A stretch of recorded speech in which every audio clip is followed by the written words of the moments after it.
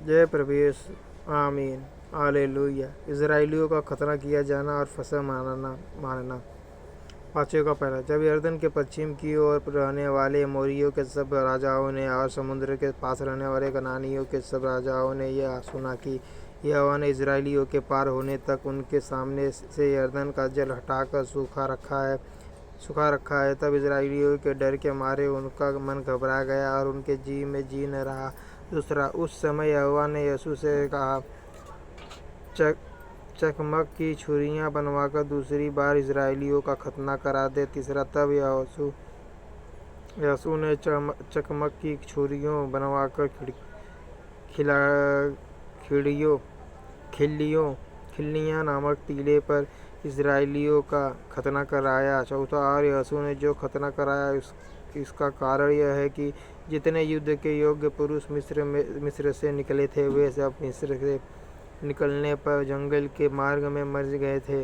पांचवा, जो पुरुष मिस्र से निकले थे उन सब का तो खतना हो चुका था, परंतु जितने उनके मिस्र से निकलने पर जंगल के मार्ग में उत्पन्न हुए उनमें से किसी का खतना न हुआ था। छठा, क्योंकि इजराइली जो 40 वर्ष तक जंगल में फिरते रहे जब तक उस सारी जाति के लोग अर्थात जितने युद्ध के योग्य लोग मिस्र से निकले थे वे नष्ट न हो गए, क्योंकि उन्होंने यहोवा की न मानी थी। इसलिए यहोवा ने शपथ खाकर उससे कहा था कि जो देश मैंने तुम्हारे पूर्वजों से शपथ खाकर तुम्हें देने को कहा था और उसमें दूध और मधु की धाराएं बहती हैं, वह देश मैं तुमको नहीं दिखाने का।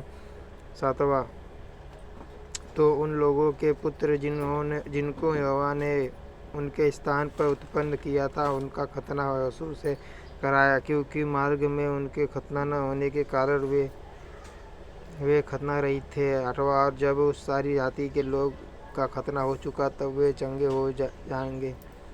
चंगे हो जाने तक अपने अपने स्थान पर छावनी में रहे। नौवां, तब यहोवा ने यीशु से कहा, तुम्हारी नाम धराई जो इजराइलियों में हुई है उसे मैंने आज दूर की है।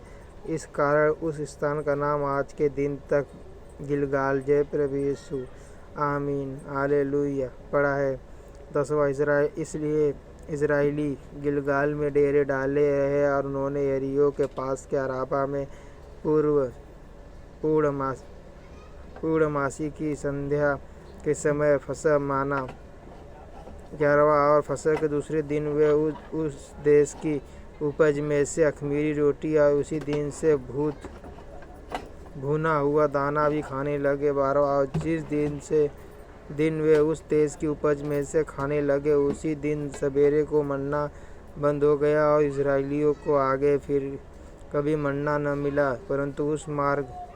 परंतु उस वर्ष उन्होंने कनान देश की उपज में से खाया। जय प्रभु यीशु। आमीन। Hallelujah. Hallelujah. Hallelujah. Hallelujah. Hallelujah. जय प्रभु यीशु। आमीन।